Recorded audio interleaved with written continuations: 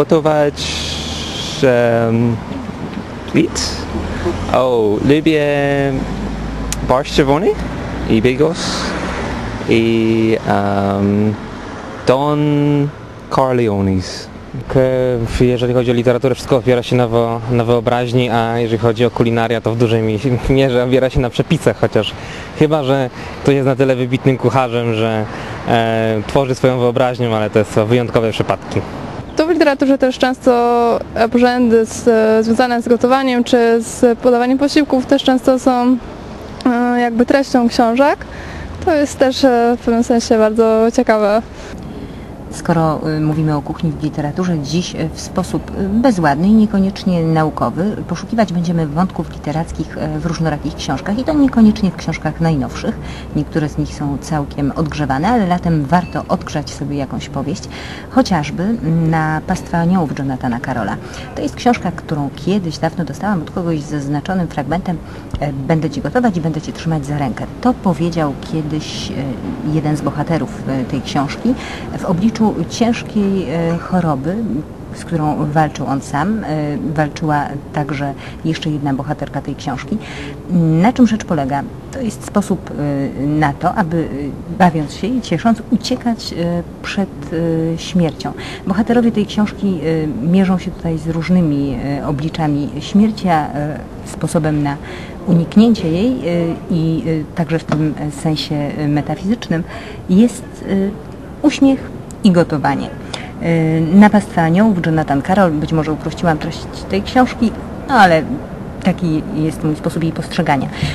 Przy okazji zmagania się z kryminałami w poprzednim odcinku sięgnęłam po książkę Marty Grimes Hotel Paradise. To książka, w której kryminał, choć są dwa morderstwa, opowiedziany jest ustami dwunastolatki. Dwunastolatka bardzo bystra. Opowiada nie tylko o tym, co ją pasjonuje, to znaczy o śladach zbrodni, jednej sprzed 40 lat, drugiej popełnionej współcześnie. Nie tylko pokazuje, jak wygląda małomiasteczkowa Ameryka, ale opowiada też w sposób bardzo żywiołowy i taki, że niekiedy ma się ochotę zajrzeć do kuchni, o kulinarnych wyczynach swojej mamy. I tak naprawdę od śledztwa w stanie odwieść ją jest właśnie to, co jej mama upichci. Rzeczywiście bardzo smakowita książka, jedna z tych, po które sięga się z wielką przyjemnością i czyta od deski do deski. Sięgam po następną książkę, to jest prawdziwe archiwalium.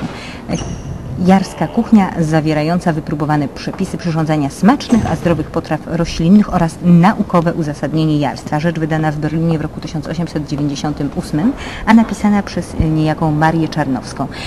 Ta książka tak naprawdę więcej niż z książką kucharską ma wspólnego z literaturą, a to dlatego, że to uzasadnienie jarstwa napisane jest językiem, który warto sobie przyswoić, nieco powspominać, jakich argumentów używano niegdyś i jakiego języka używano niegdyś. Tutaj fragment, który niewątpliwie zawsze wywołuje uśmiech na moich ustach.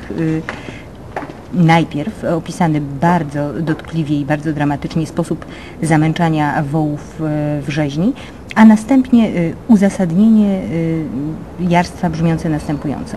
Gdzież jest człowiek, który by mógł swe zmysły widokiem takim napawać? Czy scena powyższa jest piękną dla oczu, przyjemną dla ucha i miłą dla powonienia i czy wywołuje w nas uczucie zadowolenia i szczęścia?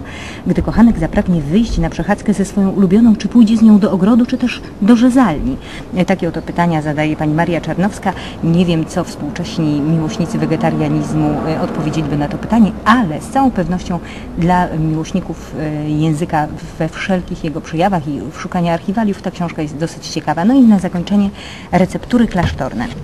Rzecz, która ukazała się już jakiś czas temu, warto do niej zajrzeć, jak ujęto w wierszu. Zebrał, zrymował, spróbował i przeżył Jacek Kowalski. Są autorzy. Książka wydana bardzo pięknie. Myślę, że inspiracja dla niejednej gospodyni domowej. Zachęcamy do czytania, do gotowania, no i do tego, aby sięgać po książki i po ciasta nie tylko po to, aby je spożywać, ale także, aby je przygotowywać i tworzyć. Oby były bardziej udane niż to, które gotowaliśmy, a raczej piekliśmy dzisiaj.